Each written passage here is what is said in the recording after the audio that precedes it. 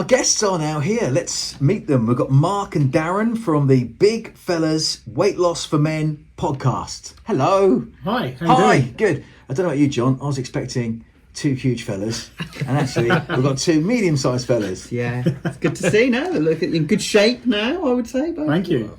I see, weren't you bigger? I was expecting two huge beasts, lumps of men. Yeah. Well, we were sort of like rewind probably about 12 months, and that's what you'd been looking at. Can we start off the bat with saying how much do you weigh and how much did you weigh? Are we allowed to ask that? It's personal. Yeah. So, Darren. So I used to weigh just over 22 stone, and I'm currently 15 something. It fluctuates, but yeah. So it's come down considerably now. You did weigh 22 stone. Yeah. Just you now about, weigh 15. Yeah, 15 something. So wow. I mean, I kind of feel like I want to just burst into spontaneous applause. You've lost 7 stone. What about you, Mark? So I was 19 stone and I got down to 14 and a half. Same again. Round of applause. John, where did you come across these guys? Well, through my council role, they got in touch with us to say, can we help promote their podcast, but also form some sort of campaign to help the people of Peterborough maybe get inspired to lose weight, perhaps in the new year or any time really, because Peterborough and the UK and the world, I guess, we are a lot of us are too heavy. Let's put it bluntly like that. We're too big. Too big. Yeah, I mean, by the sound of it, you both were in your own mind too heavy, and you wanted to do something about it, so you lost weight. So the obvious first question is, how did you both set about losing that weight?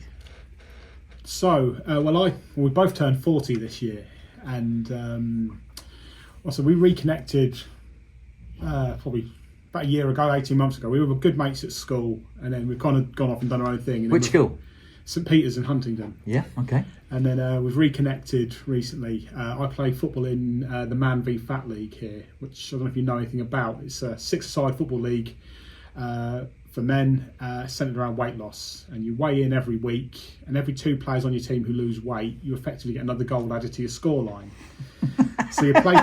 That's great. So you play your match, and you can maybe lose your game 3-0, but if the players turn up, lose weight, then you can get extra goals added to your scoreline. You can win the game overall.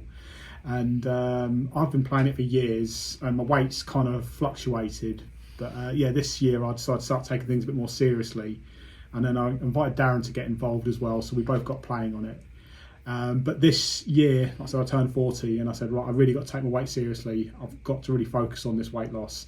So I went on a specialist diet, the Cambridge Weight Plan. I don't know if you've heard of it or not. And so begun my journey. Okay, is that a similar story for you, Darren? I mean, it sounds textbook, doesn't it? Yeah. So my story is quite different actually. So mine all started probably about 4 years ago.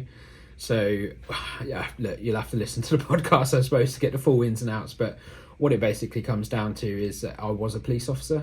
I was going through quite a hard time with mental health. I'm no longer in the police, but I was going through a tough time myself, and my weight ballooned, and I got into a really horrible situation. I tried numerous things, so I went down the surgery route. So that's why the loss has been quite big. That's now leveled out, and the weight since then, maybe in the last 12 months, has been more your traditional sort of now, the surgery's done what it needed to do, but the journey is now down to me, my mindset, and continuing on. So the podcast for me, and I think as well as Mark, is actually, not only is it good to get out there to try and engage with guys and to try and help them lose weight, but also it's good accountability for us, right? Yeah, it is. Yeah. And you're inspiring people as well. I mean, this is something, you get guests on, you go really into the sort of the nuts and bolts of weight loss as well, don't you? Tell us about some of the episodes you've done and sort of the guests that you've had on. Yeah, so we've had a variety of guests.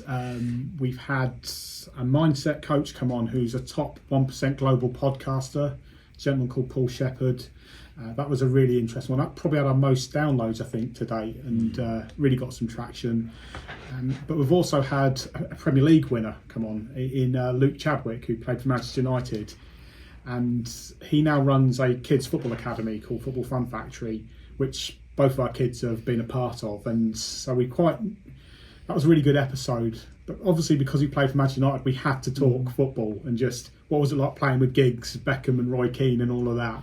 So that was a great episode, and we're really delighted to be able to get Luke on the show. I guess if you're of a certain age, just he was really part just after like 99, that classic Manchester United That's team, right. wasn't he? He was literally like a season after or a part of it. That's so right. That's when he kind of broke in. Yeah, he was a brilliant player in his day. But I'm sorry, I've interrupted. And he's got an interesting story. His own backstory is pretty fascinating. Yeah. The tough times that he fell on with his own mental health. And, Yeah. and I've listened to Luke quite a few times in interviews, and I find him a really interesting guy. Yeah. I wouldn't have put him down though as a guest for a weight loss podcast. He doesn't strike me as ever being overweight. He's always been fit as a fiddle, and we did talk about that. The episode was all about how the apple doesn't fall far from the tree, and so it was about getting our kids fit. So if our kids see us eating rubbish junk food, not getting any exercise, they're going to see that as normal, and then it's going to rub off on them. And childhood obesity is a big thing these days, and it was something that we really wanted to address. Yeah. It was a really good episode, but we've had some really good other speakers. Football is definitely a theme going through the podcast, but you know, we've me and Mark have both been quite keen not just to cover football. You know, not everyone likes football, right? So we've had Andrew with cycling. I think that's out now.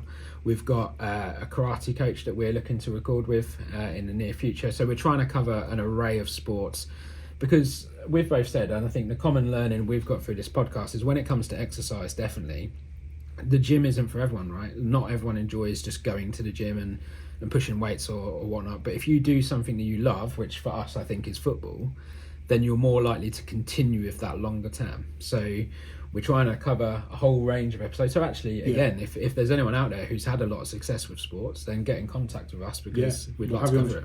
Yeah, okay. And the mental health around you mentioned earlier on as well, that feeling of feeling good in yourself, feeling better, whether it's in your home life, your working life, your sporty fitness, etc. It's such a big thing to feel a comfortable weight, isn't it? Yeah, and it reflects in all aspects. And like I said, when the weight loss really starts to take effect and people start to notice, it's good for the ego in a way. And people saying, "Mark, you look great." And I'm a sales rep in my job, and so I drive around and see clients probably once a month. And so from month to month, they'd see me and go, "You're a shadow of your former self, mate. Look at you now." And so it's quite great to see. Have you lost weight? Yes. With that classic question to get asked. I have actually. I've lost 6 stone. Yeah. Thanks for asking. Sorry. No, I was just going to say it's a nice feeling, and you know, we covered on the last episode as well. It's the other things, like, you know, going clothes shopping and having the ability to have a bit more choice. You know, there's so many benefits to losing weight. So yeah, It became expensive, and I had to start buying lots of new clothes. That was one thing that we come up against. That could be an excuse. I've got this in my head to not lose weight. Imagine losing too much weight. My clothes won't fit. That'd be too expensive. I'm looking there for I don't know, to try and flip that round, and I can't. I've got a question. I listened to one of your episodes. I was really impressed, by the way. I think it's a brilliant podcast. It sounds so authentic, like two mates on a journey to lose weight, chewing the fat, and you've both got so many thoughts around it, and so much advice. Sorry, is that a really bad choice of expression? Yeah. You know what I mean. One of the things that jumped out to me is this idea that weight loss is 80% in the mind, and I was really intrigued by that comment. Where's your evidence to back that up? For us, I'd say it's more the diet. It's what you eat. So one of our first episodes was with a personal trainer, and her key words that I took away from it was, you can't outrun your knife and fork. And so you can eat, you can do all the exercise you like, but if you're eating junk, then you're not going to lose weight. And so that we... I think when it comes to mindset as well, I don't know if you're talking about mindset or whether food versus exercise. It was a comment that one of you made. One of you made that comment. So, like, almost reiterating, you know, it's all in the mind. 8% of weight loss, it's in the mind. It's in the mind. As in motivation. I mean, it could be a variety of things, including being motivated enough, being disciplined enough, telling yourself you can do it, whatever it is, you know, be it exercise or a change in diet. So one of the big things that we've done, and one of the things that we're going to continue doing, is interviewing what we call losers. So these losers are people who have lost a significant amount of weight. And one of the things that we do at the end of every loser episode that we record is we look for what is the recipe for success that people have. So, you know, these losers... What is the recipe for losing? Yeah, what's the recipe for losing? Yeah. And what we find is, look, nearly all of them, in fact, all of them, I think, that we've spoken to have done diets, come off diets, put the weight back on. And I think most people who have been overweight will have done that at some point. The vast majority of diets that are started will result in being stopped and bad habits coming back. The recipe for success that we're finding is making small, meaningful changes over the long term. So it's to say to yourself, look, actually, we're not doing this for the next few months. This is a lifestyle change, making small changes over a longer period of time, then making another change and another change. And the other thing that we said was, and actually me and Mark committed to this, although I don't think that's been released yet, but we've committed to next year at some point to sign ourselves up to an event. So that could be like Tough Mudder, something along those lines. So what that is the small changes over a long period of time with the focus of an event that you need to get fit and work on. And all of our losers have had that, and that's worked very well for them. So having that goal, something to work towards. And I think that's where the 80% mindset sticks in, right? Because so many people start a diet and it doesn't go well. I mean, you've spoken a lot about the internal factors, almost like the psychology of weight loss and having those targets. How much do you think external forces have a part to play in this? For example, do you think like food companies have a part to play? Do you think that supermarkets have a part to play in the way they lay things out? Is that fair? Do you think that's No, absolutely. We've got an episode coming up in January about ultra processed food. I read a book earlier this year called Ultra Processed People by Chris Van Tulloken. I don't know if you've heard of it, but I say on the podcast it rocked my world, and it's just taken me down a different way and on how I view food and everything that goes with it. But ultimately, there's probably, I don't want to get too conspiracy-like, but there's the food companies, they're not making food to nourish us, they're making food for profit. I think that's one thing that we have to be mindful of. And so I've taken a real sort of a step back and sort of addressing what I eat and how I eat and when I eat. And so do you ask yourself, how clean is this food I'm going to eat? Yes. Every time you eat? Starting to, yes. I've got apps on my phone where you can scan the barcodes and it can tell you ingredients and if they're good for you and if there's things that are going to do harm and things like that. I think the thing in the book that really got me, right, is that in the 70s, obesity wasn't the national crisis that it is now. People haven't changed in that time. We're still exactly the same makeup, but what has changed significantly is food, our access to it, what's in it. You know, that like Mark says, it's the science that goes into it to keep you eating, have you wanting more, and things like that. So yeah, we very much believe that those external factors are huge. And then when you mix that into a stressful lifestyle, not having much time for the gym, it's a bit of a recipe for disaster, I think. Was that the point behind your question, John? I mean, did you kind of know that was going to be the answer? No, not necessarily, but I think as you said there, and we, like you say, we don't want to get too conspiratorial, is that the word about it? But if there is it almost seems like sometimes there's a point to keeping people unhealthy, which, do you know what I mean? Because then they're paying into a system. It almost seems, maybe I'm going down a dark alley with this, but do you know what I mean? I know exactly where you're coming from. You're looking at things as if to say, well, if we get healthy, then we're cured, and then we don't need to go down the route of physical and mental health and seeking that, and then we won't be paying for it, etc. I know where medicines and you're coming else. exactly. Yeah. I know where you're coming from. Yeah. But the flip side of that is, surely if we all lost weight, the NHS would benefit enormously from massively. it. I mean, you know, it's obesity in the UK is, what was it, 200 billion? Was it 263 billion a year it costs the UK? 263 billion pounds cost to the UK taxpayer because of obesity. Yes. So that's the cost of the economy. So that's through everything. So that's through NHS, that's through social care, that's through loss of productivity. The recent report from the government was that it's costing 263, I think it's 63 billion pounds a year. Listen, I've got kids. My kids are grown up now. They're like 20 and 23. But I, as a parent, was adamant that I did not want them to be addicted to junk food. And we tried, as parents, our absolute damnedest to make sure that they were eating fruit and veg and clean food. However, of course they love a Mackie D's.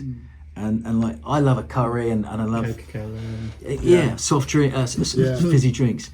I don't know. I feel quite sad when you make the points that you make and you compare what life was like in the 70s to now, when in the 70s you couldn't buy the ready meals, the processed meats and stuff. Like, I like a cheap. I buy ham and like, that's cheaper than that one. I'll get that one, and it's probably really bad for me. Who's to blame? I mean, dare I ask that question? Who's to blame for all of this obesity? I mean, you can't just blame the food companies. No, they're trying to make a complex. Profit. It's very complex, and I think it depends on what you're talking about. Look, I think there are certain things where you can actually blame the food companies because yes, it is about profit, but it's the way you go about making that profit. Me and Mark are both business owners, but I think a good business has good model. He's a salesman. He just told us. I'm a sales agent. You're a sales agent for the company you own. Yes. Yeah. But again, going back to our losers, look, the one of the key things that they do is they don't stop eating bad things. What they do is they do it in moderation. So again, this is the importance of, like anything in life, we can do anything, but if we do it in moderation, it's much better for us. If we live that lifestyle, which I certainly was living, where you're having a takeaway 3 or 4 times a week, then as we know, that's never going to be good for us. No, interesting. Talking about moderation, Christmas.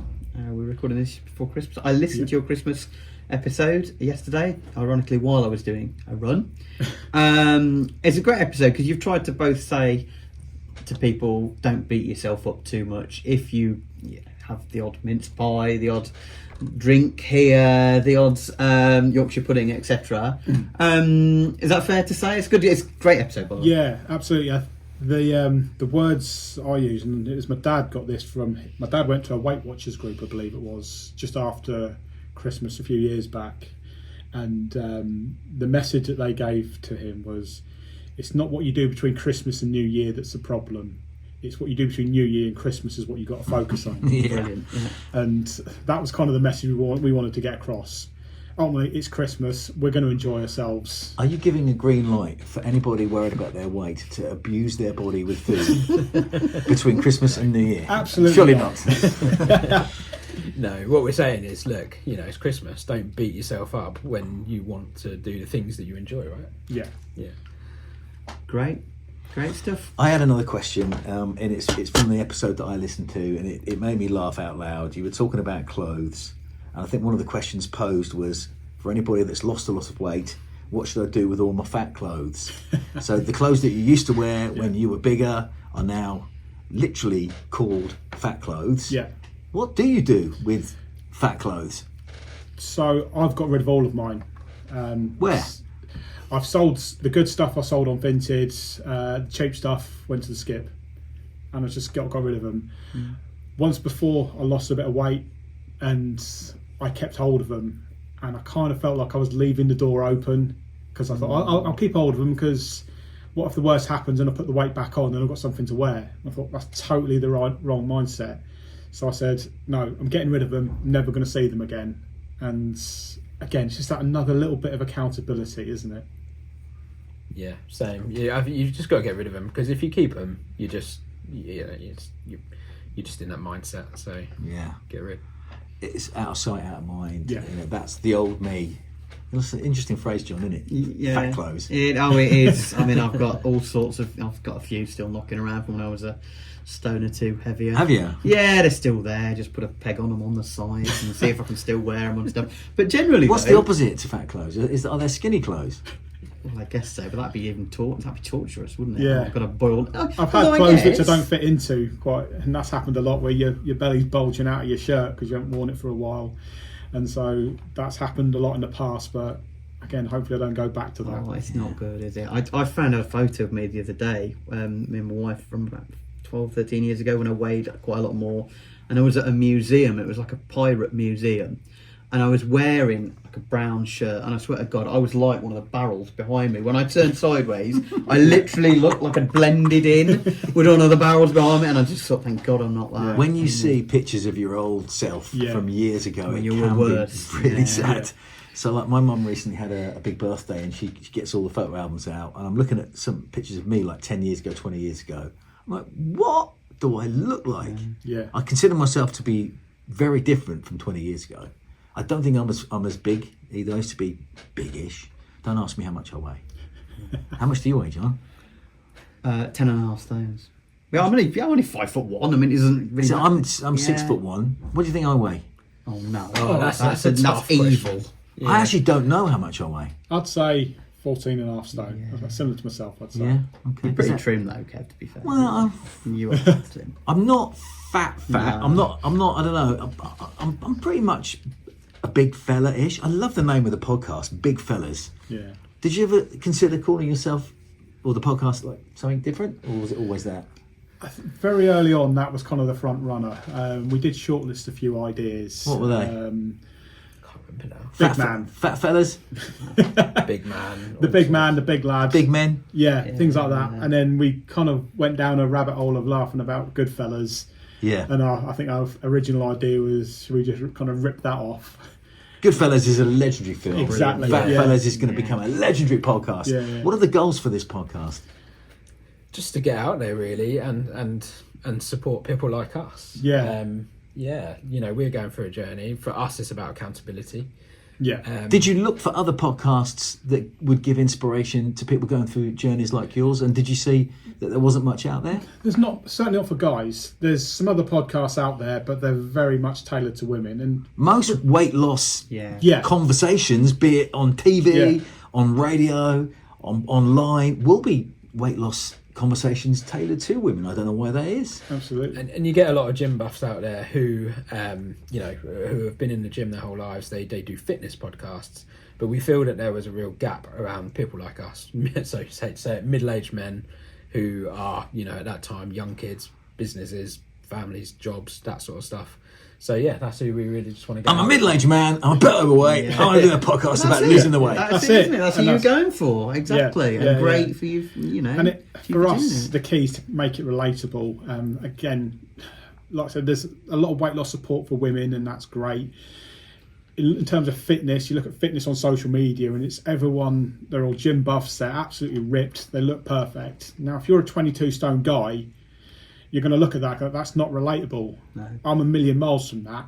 And so we feel like we kind of fill that gap and say, well, here's some regular blokes that have lost the weight. This is our story. Here's some other guys that we're interviewing who have done the same thing again. You can do this as well. Okay. Well, what a pleasure to meet you both. I wish you well with this podcast. I think it's brilliant, and I think you sound so interesting to talk to. Yeah. Where can we find appreciate you? it. So on your podcast, Big Fellas, Weight Loss for Men, if you just look that up on your podcast provider, we're on all social media channels as well. So Big Fellas Podcast on YouTube, TikTok, Facebook, Instagram, X. BigFellasPodcast.com. Big Fellas. Big Fellas, what was it? BigFellasPodcast.com. Yep. Yeah. Brilliant. And I think what's good about this, and me and John do our podcast for Peterborough, that's our home city. Now you are local-ish. Huntingdon, did you say you both Yeah. live? I'm in Peterborough. Are you in Peterborough? Yeah, I'm near Saltry. Near Sawtry. Okay. We didn't actually find out what football teams you support. Please don't say Peterborough or Cambridge. So I do take the kids to go and watch Peterborough quite a lot. So you're a posh fan. Yeah.